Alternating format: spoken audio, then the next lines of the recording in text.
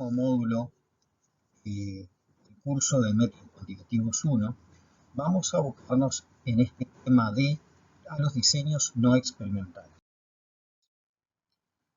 Repasaremos tres grandes bloques temáticos. El primero vamos a refrescar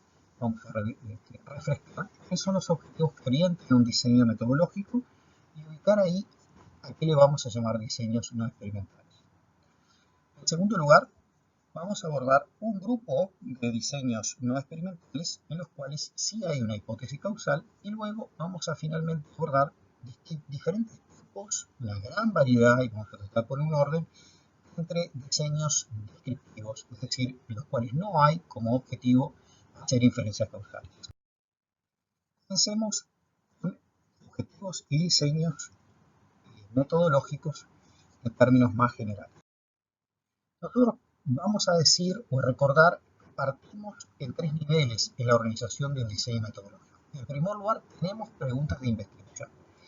Más allá de cuál sea el estilo o el fundamento epistemológico o teórico del cual partamos, siempre tenemos preguntas que orientan una investigación que pueden ser de muy variada naturaleza. De estas preguntas, a través de un análisis y de la clarificación, nosotros deducimos y formalizamos objetivos que van a orientar el trabajo de investigación.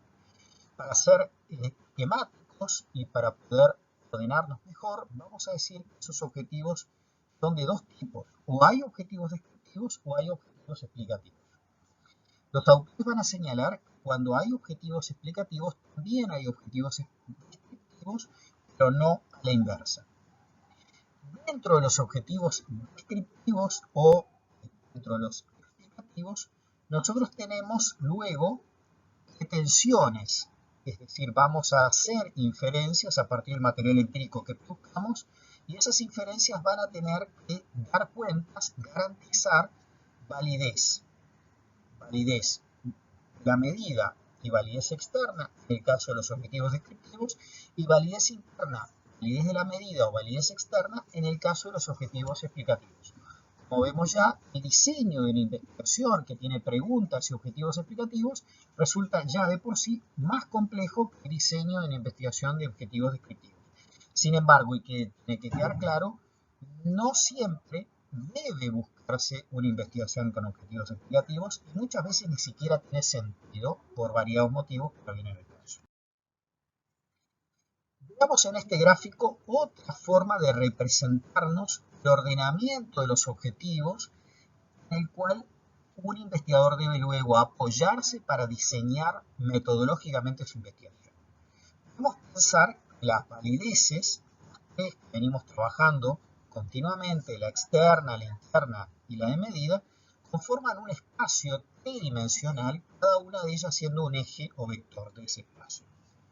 Entonces, cada proyecto de investigación, aquí representado por un punto, está en el espacio identificado por tres coordenadas. Unas coordenadas respecto al eje de las abscisas, es decir, de la validez interna, cuánto de validez interna tengo que garantizar. Otra coordenada respecto a las coordenadas, que tiene que ver con cuánto de validez externa el proyecto me requiere, me exige en función del problema de investigación que yo construí.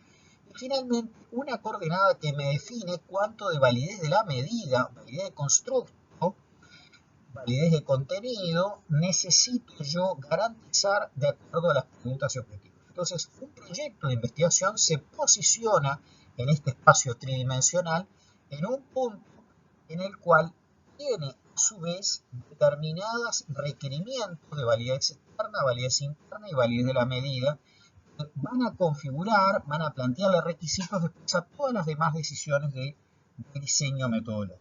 Esto lo tenemos que tener muy presente.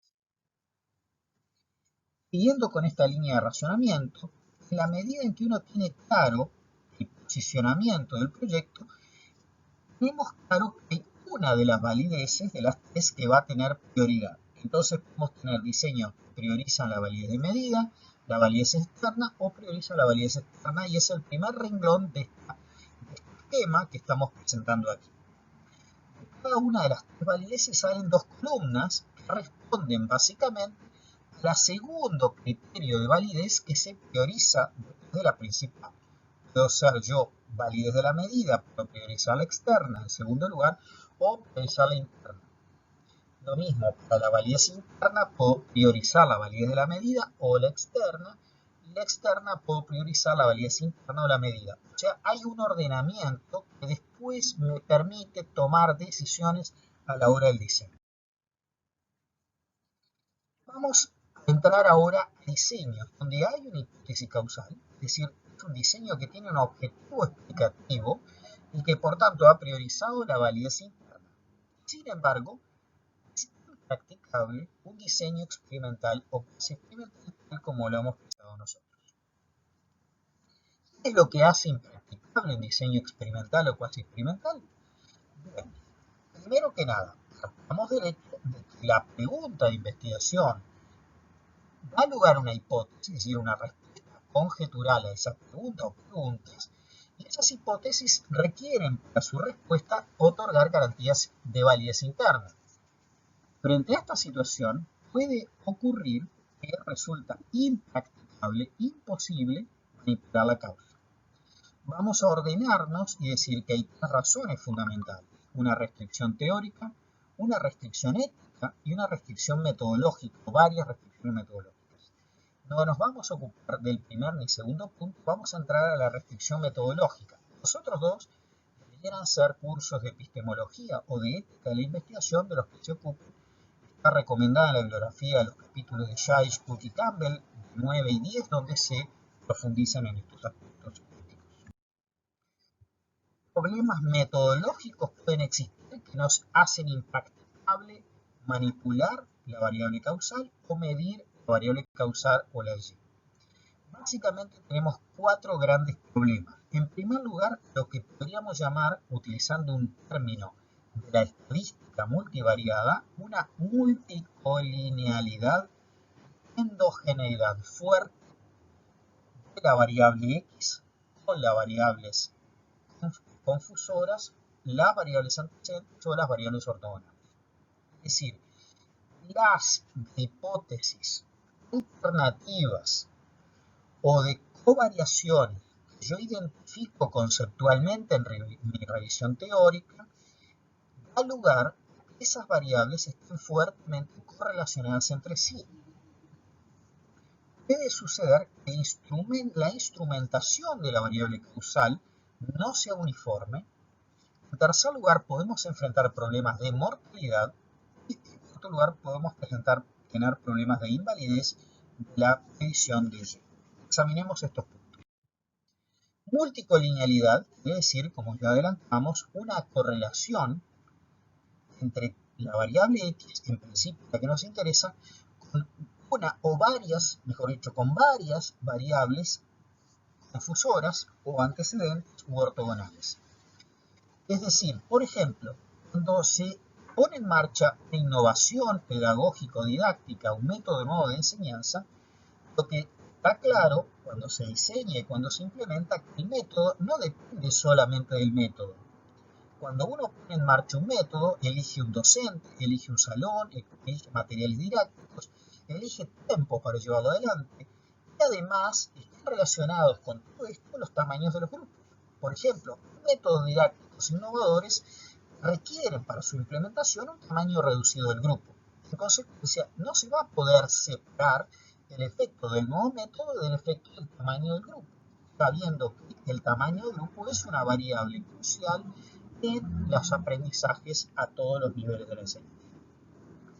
Una segunda razón es que la variable causal no es que esté relacionada con uno o con dos, sino que ella misma es el resultado, es una función, diremos, una función que puede ser lineal o no lineal, de un conjunto de variables antecesoras o confusoras, un resultado que además está fuertemente asociado. Es decir, que una parte importante de la variabilidad X está relacionada con la variación conjunta de ese otro conjunto de variables. Esto es típicamente lo que ocurre cuando nosotros tenemos, por ejemplo, un programa de lucha contra la pobreza en el cual focalizamos la asignación de recursos a un conjunto de beneficiarios que cumplen con determinados criterios.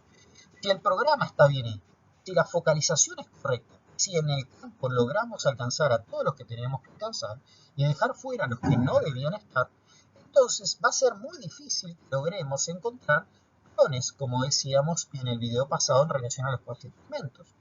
Entonces, es imposible obtener efectos de X para cada uno de los valores de las variables confusoras, como nos pide la metodología. Es decir, hay posibilidad de lo que en otros textos se llama el aislamiento experimental. Todos estos aspectos, ¿bien? El primero que habla de multicolinealidad, el segundo que habla de endogeneidad, porque X es resultado de otras variables, John Garry le llama en su libro confoundedness, es decir, hay un efecto de confusión, de desconcierto, donde no es posible delimitar con claridad la variable causal. Instrumentación uniforme es aquel impedimento a la realización del instrumento caracteriza a toda variable causal, que en realidad es un mol de variables, como dicen ya de Campbell, porque reúne un conjunto de variables. Cuando uno piensa en un programa de lucha contra la pobreza, no es solamente el programa, no es solamente la transferencia de dinero.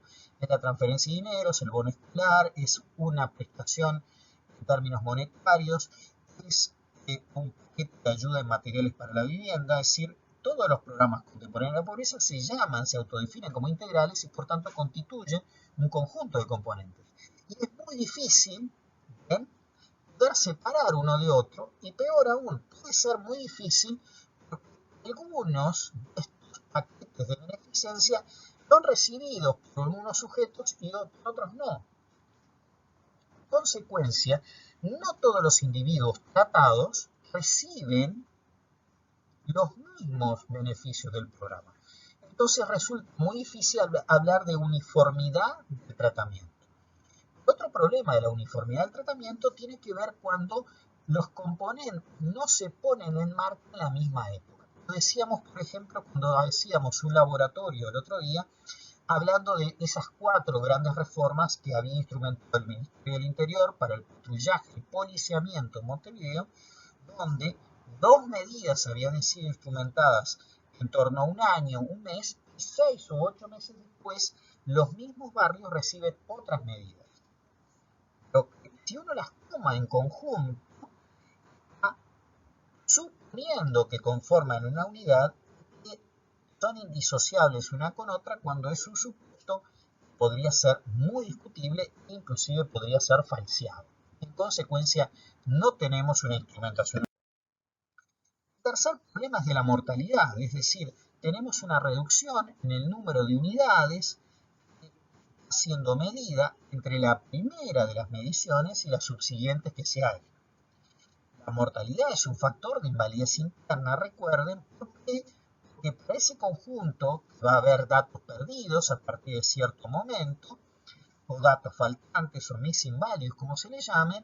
No tenemos idea si ese conjunto de unidades que ya no están se bajaron, desaparecieron, digamos, del estudio, o pueden desaparecer del estudio por razones aleatorias o por algún perfil específico. Es decir, una mortalidad que puede ocurrir en cualquier momento y por diferentes motivos, no es aceptable suponer que es al azar. Tanto los tratamientos como los controles se distribuyen aleatoriamente en quién sigue y quién no. En general, lo que suele ocurrir con la mortalidad, dependiendo del tipo específico de investigación, es muy selectiva, es altamente selectiva. Hay una especie de reactividad temática que ocurre en las unidades, por ejemplo, típicamente en las personas, entonces es muy difícil que ciertas temáticas puedan ser sostenidas por el largo tiempo. En consecuencia, la mortalidad, previsible o no, hace impracticable un experimento. Inclusive, en el caso en que uno lo haya diseñado, lo ponga a prueba y al cabo del tiempo se dé cuenta que la mortalidad le echó a perder el diseño experimental. Finalmente, hay un caso que ya lo vimos cuando dimos validez de la medida, o mejor dicho, factores de invalidez de la medida, y que Chase, Cook y Campbell lo señalan como interacciones entre la medición de Y, la variable respuesta, con otros aspectos en el contexto experimental o el proceso de selección o la intervención de experimentadores. Hay, como ustedes pueden ver, 8 de estos factores. Básicamente todos tienen que ver con que la medición de la variable resultado va a estar interferida, modificada, distorsionada por la presencia de otras variables que son específicamente generadas por el diseño experimental. Aquí, por ejemplo, entre otras cosas, está el famoso efecto Hawthorne de la empresa Western Electric, ya en fines de los años 20, dio lugar, paradójicamente, a una de las innovaciones más interesantes de la teoría de las organizaciones. Pero recordemos solamente uno. El número 10 habla de la significación superlativa, positiva o negativa, o sea, novedad positiva, entusiasmo por entrar en una medida, por ejemplo, que hace una reforma, o la frustración, el desgano, el descrédito que puedan tener cualquier política que se autodenomine reforma. Eso puede generar motivaciones y comportamientos proactivos o reactivos negativos de parte de las unidades tratadas que mengüen o atrofien los efectos pensados de la variable experimental. Entremos ahora a los diseños. La característica principal de los diseños descriptivos, básicamente, como le dice su nombre, es que no hay una hipótesis explicativa. Es decir, se descartó explícitamente realizar inferencias causales. Esto puede ser porque en su origen el problema, la pregunta de investigación, los objetivos no lo incluían. O sea, me interesa hacer una descripción lo más profunda, lo más amplia, lo más detallada posible de cierto acontecimiento, cierto evento, cierto proceso, ciertas relaciones sociales, no tengo interés en explicarlo. Eso es básicamente legítimo. También puede ser que uno termine en una investigación descriptiva porque le fracasó el experimento, ya se lo estropeó un factor de invalidez y se quedó sin nada, o porque, queriendo hacer un experimento, enfrentó una serie de obstáculos que lo tornaron impracticable. Recordemos que en la investigación descriptiva tenemos una prioridad puesta en la validez externa y otra prioridad primera en la validez interna, que nos van a dar lugar a diferentes tipos.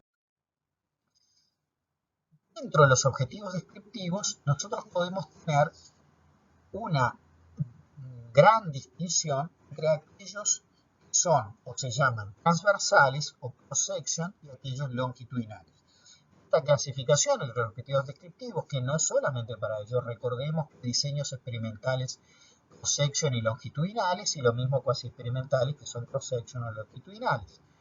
Recordemos rápidamente que en los cross-section lo que se hace es una única observación en el tiempo o un conjunto de observaciones sobre Y, pero se consideran hechos en el mismo momento. Por ejemplo, en la encuesta de gastos e ingresos de los hogares, no es que se hace longitudinal, se toma el comportamiento de consumo de una familia, se la va a medir durante toda una semana, registrando en cada momento diferentes aspectos del gasto. Esto no lo hace longitudinal, lo hace cross-section.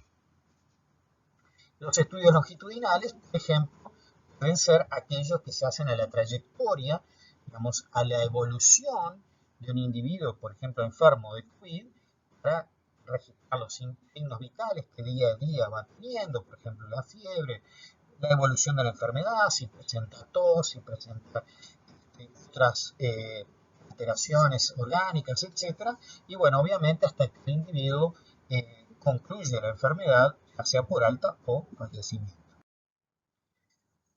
Dentro de los estudios descriptivos, suele hablarse, se utiliza el término, y conviene tenerlo presente acá, de estudios correlacionales.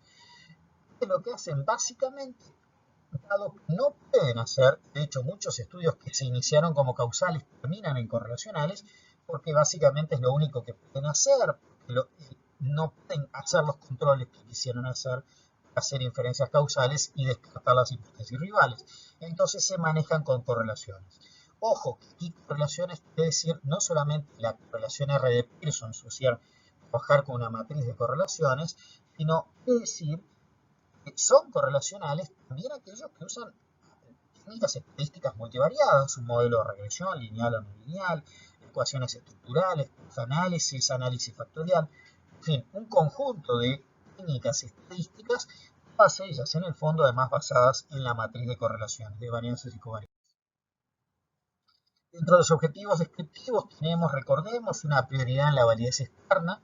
El investigador quiere realizar inferencias sobre una población desconocida a partir de la cual se extrajo una muestra, ¿sí?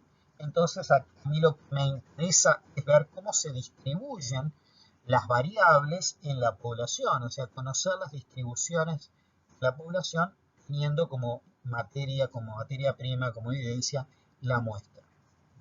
El investigador está interesado en que la muestra, el conjunto de individuos seleccionados por actividad, sea representativo, y en tal caso, en general, los estudios descriptivos que priorizan la validez externa y tienen estas pretensiones, se orientan a trabajar por una muestra aleatoria, es decir, usan técnicas de muestreo y luego usan técnicas de inferencia estadística. ¿Bien?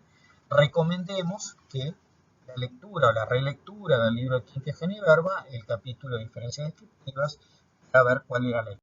Vemos algunos ejemplos, por ejemplo, las encuestas electorales o de opinión pública son de este tipo. Las encuestas de hogares, de calidad de vida, de empleo, etcétera, ya acabamos de decirlo, son de este tipo. Los estudios de satisfacción de clientes, que puede ser un hospital, una tienda de ropa, o que puede ser un aeropuerto, son de este tipo. Las encuestas de prevalencia de enfermedades infecciosas o crónicas, por ejemplo, la encuesta de fumadores, de tabaquismo, o la encuesta o los estudios que se están haciendo ya en Francia para ver lo que llama la cero prevalencia, es decir, quienes estuvieron enfermos de COVID-19, aun cuando no se hubieran dado cuenta porque eran asintomáticos. Todos son estudios descriptivos que priorizan la validez. También son de este tipo las evaluaciones estandarizadas de aprendizaje, del tipo que hace PISA, PIRSA por parte de la UNESCO, PIRLS o TIMSS. Todas estas son de esta naturaleza. También lo es la encuesta de uso de tecnología de la información y la comunicación o los estudios de audiencia que hacen los medios. Prioridad en la validez de la medida. Aquí el objetivo básicamente es hacer inferencia a conceptos o a teorías, ¿sí? O hacer inferencias que me permitan caracterizar lo más densamente posible, lo más profundamente posible, una organización, una comunidad, un barrio, ¿sí? Un evento, un ritual. ¿Sí? Se supone que este tipo de estudios utiliza en consecuencia una amplia gama de indicadores, los efectos precisamente de tener una representación de esos conceptos, de esas relaciones conceptuales, lo más amplia y detallada posible. Me remito aquí en el aspecto cuantitativo, lo que ya vimos de las escalas de medida, donde es muy fundamental la validez de contenido, la face validity, ¿sí? Pero recordemos que dentro de esta gran gama de estudios descriptivos que priorizan la validez de la medida, también están los estudios cualitativos que no usan técnica estadística, que no, por supuesto, no usan muestreo porque no tienen interés en validez externa. Otros son los objetivos. Entonces tenemos aquí, por ejemplo, desde el punto de vista más cuantitativo, los estudios de validación de escala psicométrica de los que hablamos, las evaluaciones formativas de aprendizaje, por ejemplo, el esquema SEA que utiliza la Administración Nacional de Educación Pública en Uruguay, en primaria o en ciclo básico de educación media, los estudios de preferencia de consumidores, los estudios de segmentación o clasificación del público que se realizan diferentes empresas comerciales. Dentro de los estudios cualitativos tenemos los estudios de caso, por ejemplo, en su contexto natural, sea estudio de caso 1, estudio de casos múltiples, los cuales el caso es el caso y su contexto, como suelen decir. También los estudios antropológicos de tipo etnográfico, sean o no sea de esas antropologías como solía haber a principios del siglo XX, antropólogos expedicionarios que salían en busca de lo exótico, o los estudios antropológicos contemporáneos de naturaleza urbana que se abocan a fenómenos muy poco exóticos, muy corrientes. Y por supuesto aquí entran una gran cantidad de estudios que hace la historia como disciplina. Como se dan cuenta, cada una de estas líneas que yo estoy diciendo tienen metodologías específicas, métodos y técnicas muy específicos para llevarse adelante. Solamente podemos enumerar y no vamos a entrar en detalle. Finalmente, también dentro de este gran conjunto de estudios no experimentales, tenemos que plantear que hay una frontera que muchas veces que no suele ser presentada por los textos, que es lo que Jesús Ibáñez, un investigador español ya fallecido, llamó la perspectiva dialéctica, es decir, aquella que utiliza el lenguaje de las ciencias a los efectos de construir transformaciones, y donde la finalidad de la actividad científica es una finalidad no semántica, sino pragmática. Es un propósito de investigación que apunta a la transformación. Dos son las grandes técnicas, por decirlo rápidamente: la investigación y acción participativa, muy desarrollada tanto en Brasil como en Colombia originalmente y después muy extendida, y también el socioanálisis, que fuera en algún momento inventado por Lentujén cuando estuvo trabajando en el sur de Chile, en las minas de la zona de Concepción, en los años 50 y 60. Para finalizar, recordarles la bibliografía, el libro de Campbell, los dos capítulos, el 3 para diseños preexperimentales y el 6, hay que leerlos en conjunto, nos permite tener un continuo de los temas. Y que Eugenio Verba, volver a leer el capítulo de diferencias descriptivas en este momento es fundamental. Aquellos que lo tengan, volver a leer el capítulo 1 de Giles Cook y Campbell, donde presenta toda la lógica experimental, y el 9 y 10 sobre impracticabilidad de los experimentos o de los cuasi experimentos. Muchas gracias.